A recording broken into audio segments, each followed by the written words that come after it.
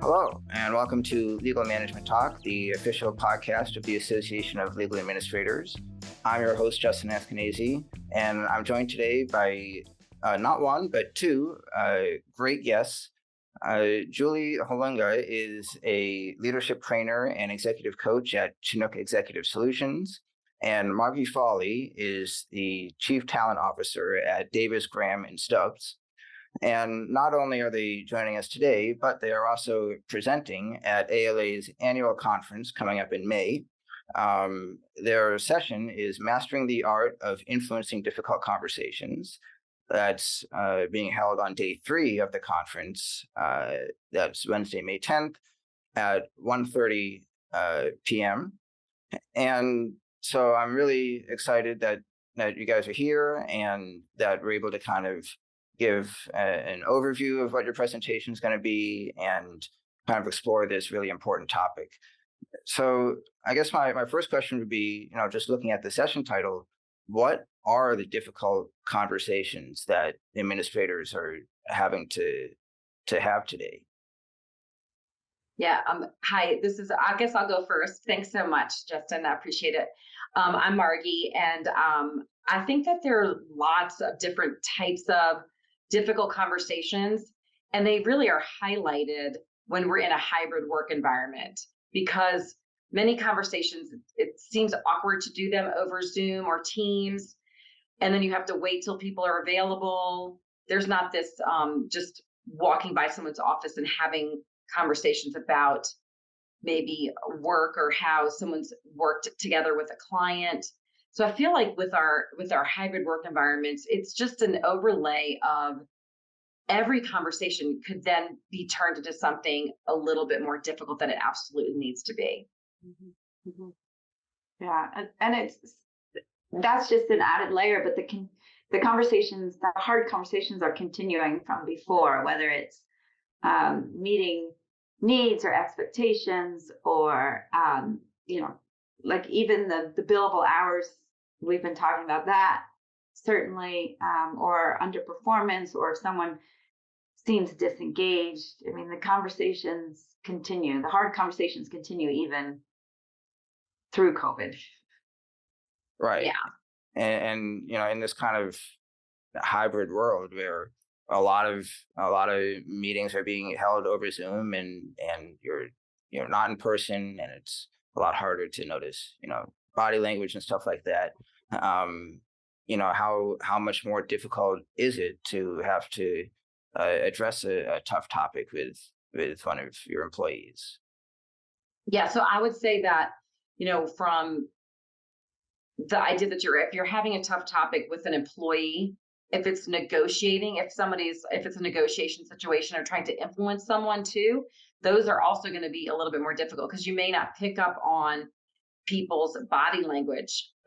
Also, if let's say it's a hybrid or you're doing this on Teams or Zoom, sometimes people don't turn their cameras on, and just the idea of how to say to someone, could you please turn your camera on, can be really hard for a lot of attorneys to say to, if it's a partner to an associate or an associate to a partner, that's even harder because there's this different dynamic.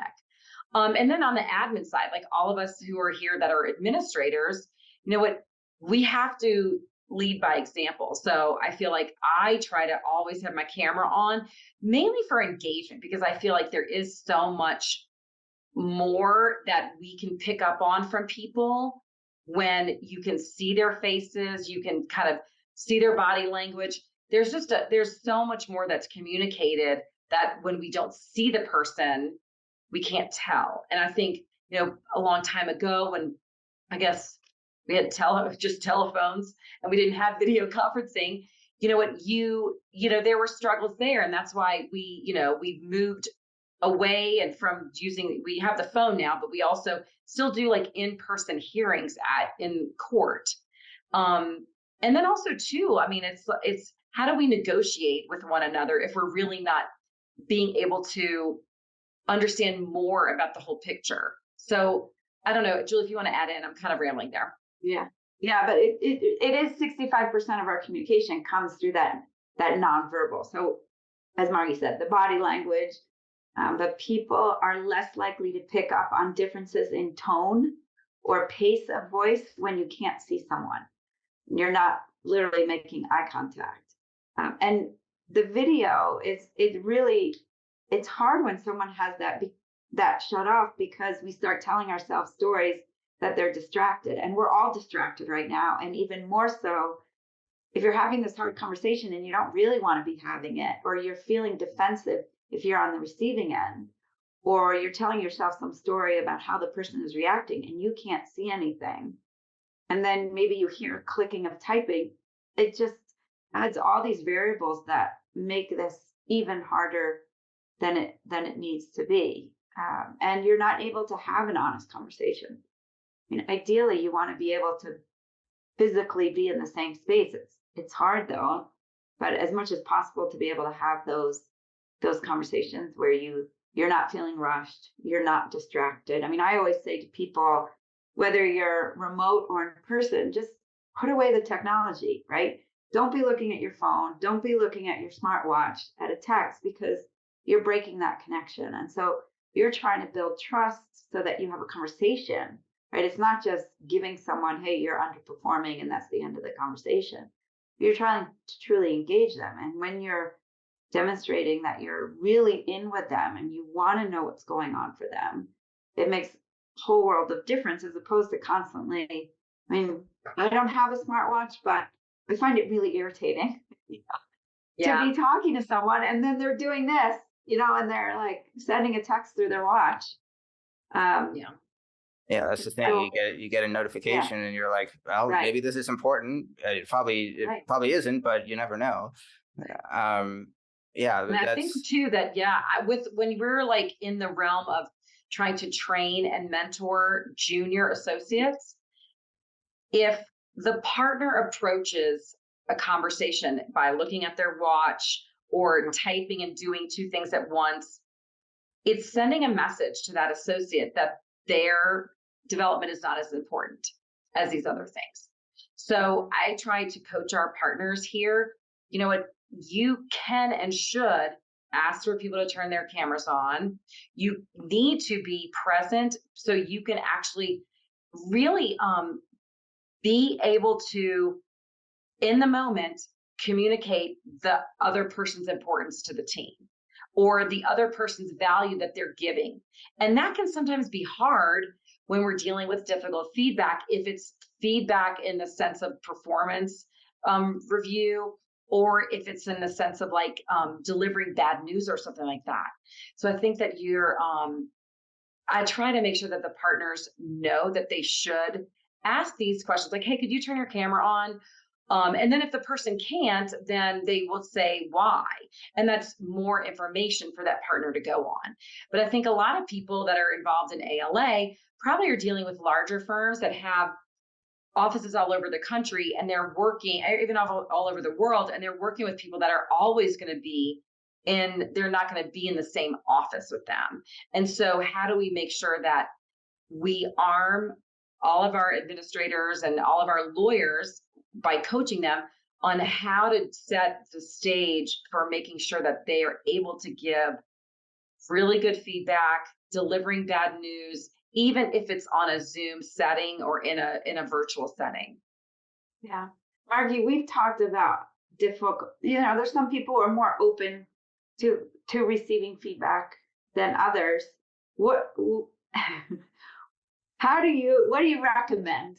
Justin, I think I'm stepping on your toes here, but like just what we've talked about when you're dealing with someone who doesn't want to hear the feedback, and like, what do you see has worked with, whether it's administrators or attorneys? So if I feel like video wise, like we can actually see one another, and I can see someone's body language. They close up, or they're like not looking, or they're slouching, and there's just a sense of what's going on. So what I've told our partners to do, or what I try to do when I'm coaching someone else, is, hey, I understand that this is difficult and this is hard to hear, But let me tell you why. And I usually go back to the why. And why is it important for me to share this with you? My main goal is to make sure that you're the best lawyer that you can be. And if I don't share this with you right now, it could happen again. And our goal here is to meet the client's goals. Sorry. We're here to meet the client's goals. How can we make sure that the next time that this is the work product we receive, or this is how you engage with this other person? So you've got to set the stage.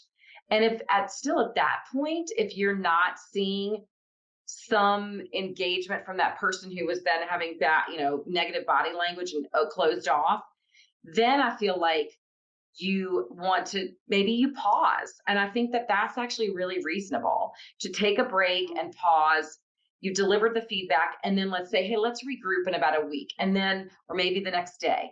Because I think when you take the pause out, maybe that person has something else going on. So one of the things we're going to cover when we have our program, which I don't want to spoil alert on this, but we're going to talk about that feedback framework, and where you can elicit information from that person to understand what was their experience like. And when you ask these questions, you will actually be able to understand their perspective and why something was a certain way. Then if they're still closed off, then you probably want to get somebody else involved, like your, professional development team, or if it's your practice support person, if it's for a staff member, then you can actually get somebody else involved, and you might need to maybe document it. I mean, you might need to look at saying like, hey, this is not the attitude or the way that we want to work together as a team. And so you might want to, kind of take it to the next level. Have you found understanding more? Yeah. Sorry, go ahead, Julie. I finding that there's more to uncover, right? And again, not to spoil anything, but starting a conversation, the framework starts the conversation, but then finding what else was going on. And oftentimes people feel like, just talking with my client the other day, it's a global firm. They have people throughout North America, Europe, and Asia. And I mean, dealing with the time zones makes me dizzy, but yeah. They just all met in North America in their Northeast office, and they have an office in Stockholm. And I spoke to one of the attorneys in Stockholm, and he said, I've gone to North America 6 times in the last 6 months. How about, we come here? And what we found out was that and he was really agitated by this, but what we eventually found out was that one of the people in the Northeast doesn't fly. So for her to go to Stockholm, that's just not an option for her. And so weighing that, like, whose need is more, right? And we don't know why she doesn't fly, and she hasn't shared with us. But what was coming up was just, oh no, I can't go. And then we were able to sit down and kind of uncover, like, what's really going on here. And it was that she doesn't fly. I have a sense there's probably more to it. But all of a sudden, when this individual in Sweden found out, oh, she doesn't fly, then there's a lot more patience there. I mean, he still doesn't want to come back next month. And we're trying to figure out something that we can kind of do a virtual and in person. But it all of a sudden, his frustration, the dial just turned down a lot, because he was making up stories that she was just being difficult, which isn't the case at all. Have you found that that's a common thing, at firms that are nationwide or worldwide, that, it's really, it's hard to breach those communication barriers and get everybody together? Is that a fairly common occurrence? I would say not so. That is the first time in terms of physically getting together that I've heard that challenge. What I'm hearing more and more, and this is not a COVID thing, this has been in the last decade or so, is the time zone difference, where someone is managing a team that, is basically across every time zone, and someone's going to be talking at 10 a.m. or 10 p.m. or 2 a.m. And how do you weigh that, and how do you balance everyone's needs, and then the cultural differences? And I find this really interesting, that there are certain countries that they work the majority of their employers are North American based, so they're used to this shift in their day. But for instance, with this client in Sweden, the culture there is not to take a 10 o'clock at night call. He doesn't want to do it. It's not, he'll do it once in a while, but he doesn't want it to be like a regular meeting that's at 10 o'clock at night. Personally, I wouldn't be able to do that either. Be articulate at 10 o'clock at night. But right, exactly. Yeah. And I think that kind of goes to, I mean, this person who doesn't want to fly, we kind of go back to the fact that they have all these individuals that make up a team, and everybody's coming about it. Everybody's showing up every day at work with their own baggage, their own life and everything. And I think in today's world, I mean, there are just a lot of overlays of problems. And I think this is not in our topic, but I do think that, when we talk about these things, wellness and how we approach our employees to make sure that they know that we care, which ties into our organization's culture. So, I mean, one of the things that I've really worked on is creating a culture of feedback through the years at the firm. And so making sure that we're able to, it's a normal practice to receive feedback. And it's expected. And I think that firms that actually embrace a feedback model that is often and timely, that they will find that they are going to engender a lot more loyalty, because it's showing the younger people who are getting the training that there's a commitment to their development. And now with a hybrid environment, we still have to work on this culture of feedback, but it creates a couple of bottlenecks on how our organization's culture is going to be sustainable. When we just have to flex and do things a little bit differently. Right. And I think before, we've certainly seen this at DGS, that it's where you could just walk down the hall, or the feedback was just naturally happening because you were in the same room, or you bumped into each other, or you were in a room together having a call with a client. And then the call ends and you can talk about it right in the moment. You don't have to think about it. And now it's a much more intentional thing that I have to think about. I need to give this person feedback. And people are running so fast that sometimes it's just, they're not thinking about it, not with bad intentions, but it just isn't happening as organically as it once did. How do we keep our culture of feedback after 3 years of COVID, remote, hybrid, and now we're kind of building back? And I think one of the reluctances, Julie, you had mentioned, like if you're in the hallway and you see someone and then you give instantaneous feedback, is I get information from our younger attorneys that they don't want to call a partner on Zoom. They don't want to intrude. It seems so much more intrusive into their life if they call that partner on Teams, whereas it seems a little bit softer if you just walk by someone's office and say, hey, can I talk to you? That is a cultural shift that I feel like we all have to just get more comfortable with. So one thing I've done is, like, I have an ability to see if people are busy through our Teams app. So if their light is green, I call them. I'm not going to wait. I'm going to try to see if I can get them, because I really do think that this is just normalizing some different behaviors, like having your camera on, calling people up and just like, hey, how are you? What's going on?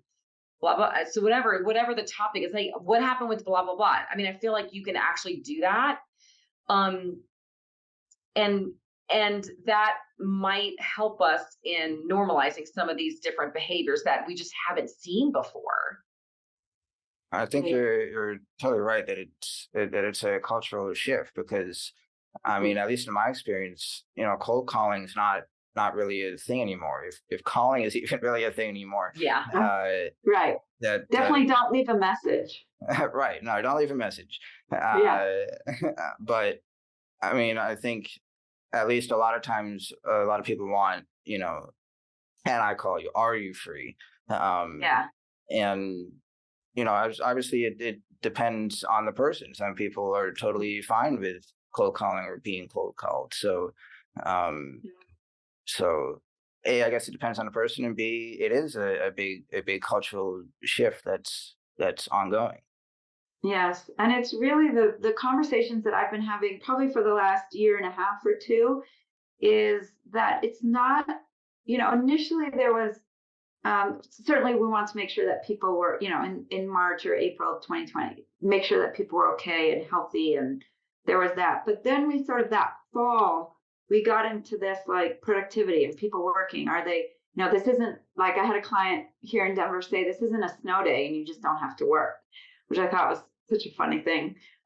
But now what I'm seeing and the conversations I'm having is that it's a balance of, as a leader, how are you bringing out someone's productivity and their best performance and keeping them at their well-being? And over the course of a year, or over the course of any time frame, it's balanced. But there are going to be times where, like we're going into trial and it's just go, go, go, and it's 14-hour days, and that's to be expected. But that we're not doing that all day, every day, but really thinking about how am I getting the best out of this person productivity wise, but also health, and keep helping them think through how they keep their stress down, or just making things work for them. Like one of my clients was sharing that she has, some of her team is in London, and I think same as DGS, they've gone to an expectation of 3 days in the office. And what she said to her team was, I don't need you in at 8 a.m. till 6 p.m. Like, come in when you want to come in, miss the traffic.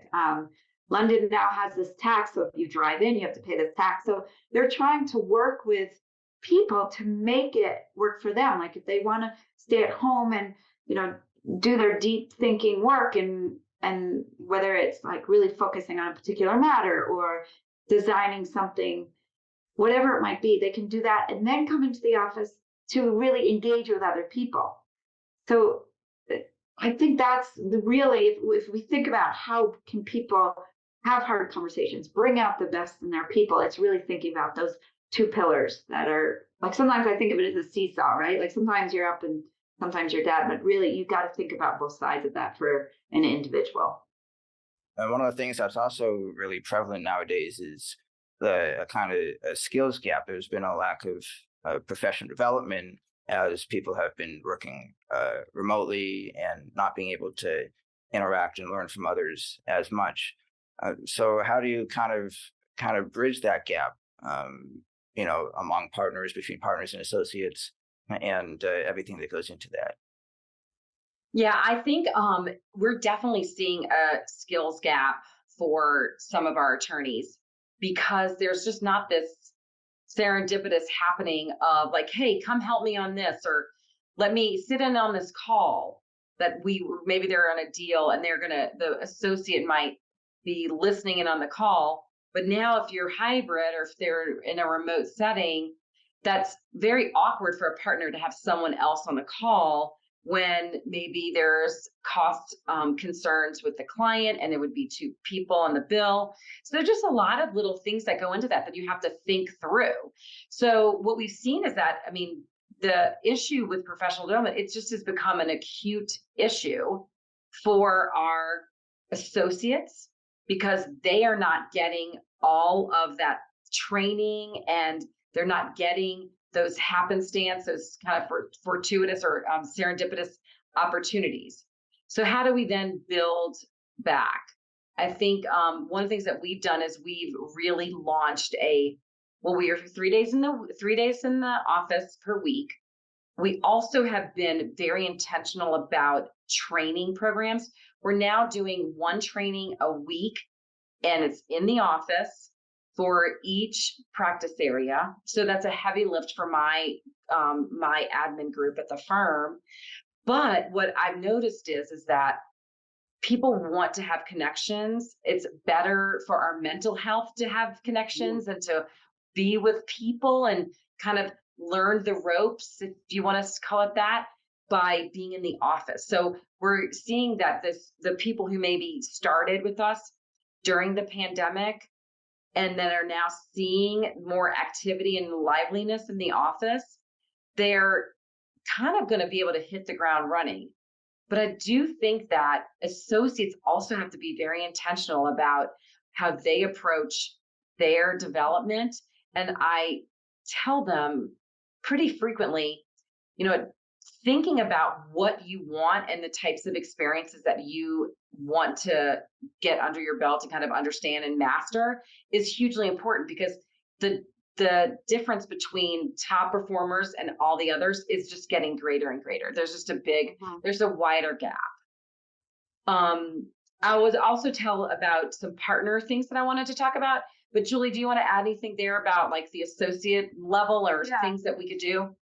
Well, one thing that, I'm always encouraging people to take the reins and to request, like, hey, can I, like one of my clients was saying that the client had that concern.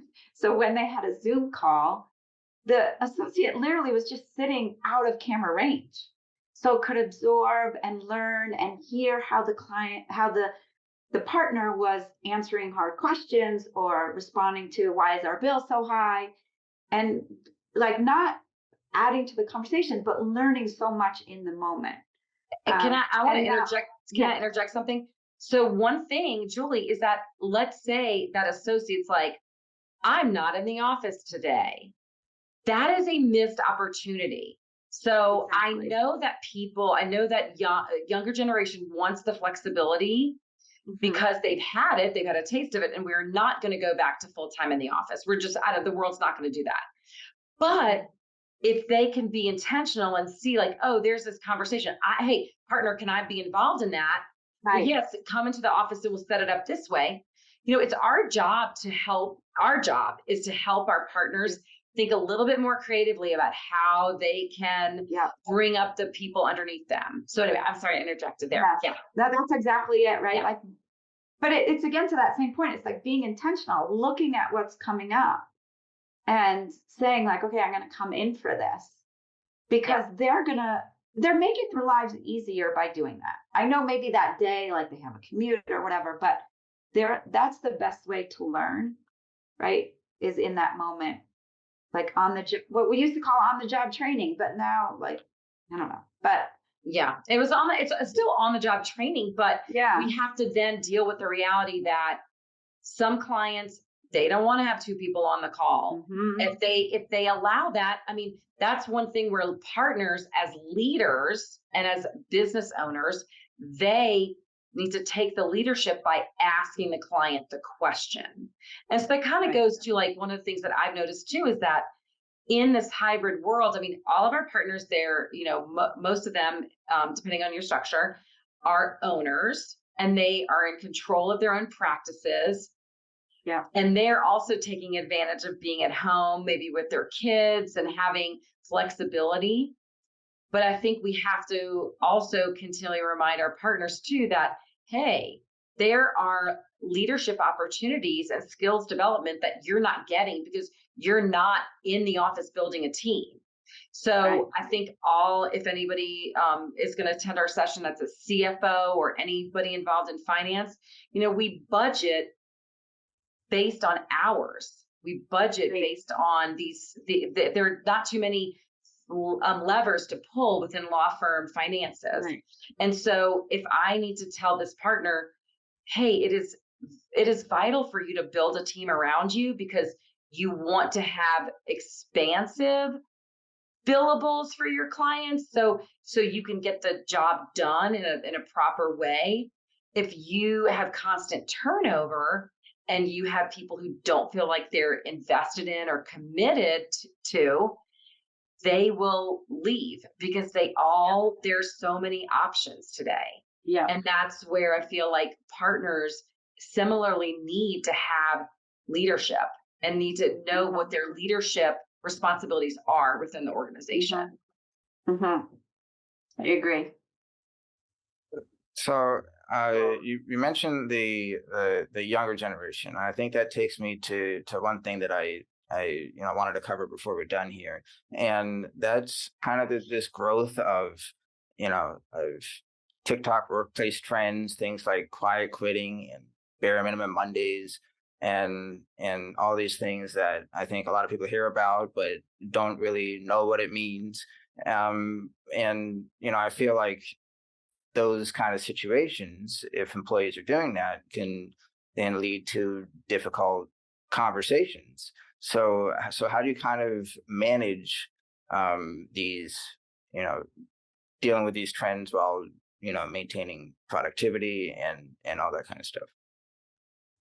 So I want Julie to speak too on this, but I'll say this, that it requires a lot of management. Like, you have to actually manage people.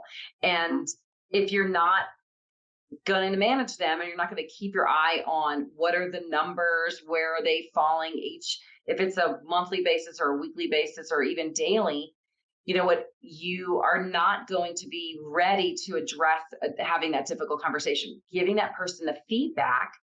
Hey, I understand that it's important for you to be able to work from home.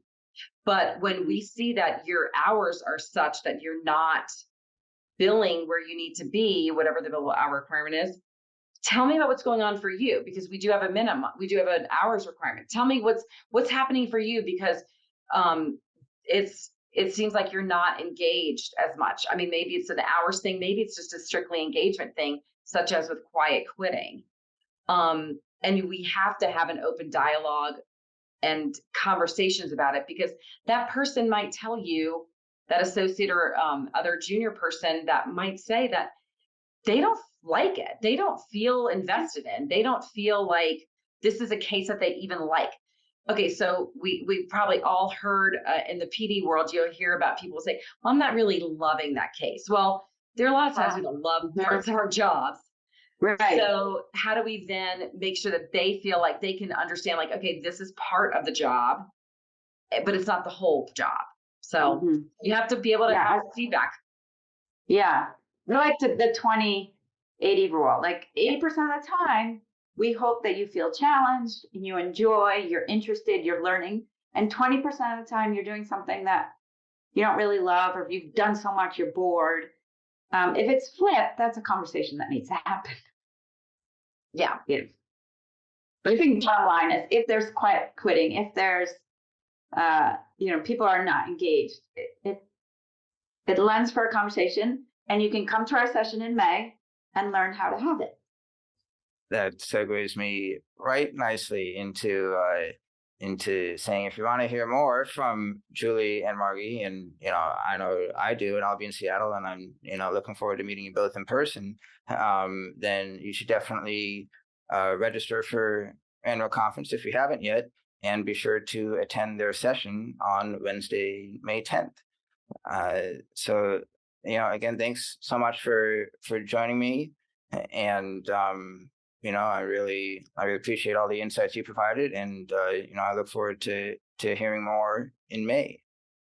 Thank you, Justin. Thank you, Justin. Thanks again to all our listeners and subscribers for tuning in. If you'd like to see more content, then please be sure to subscribe on YouTube or wherever you get your podcasts.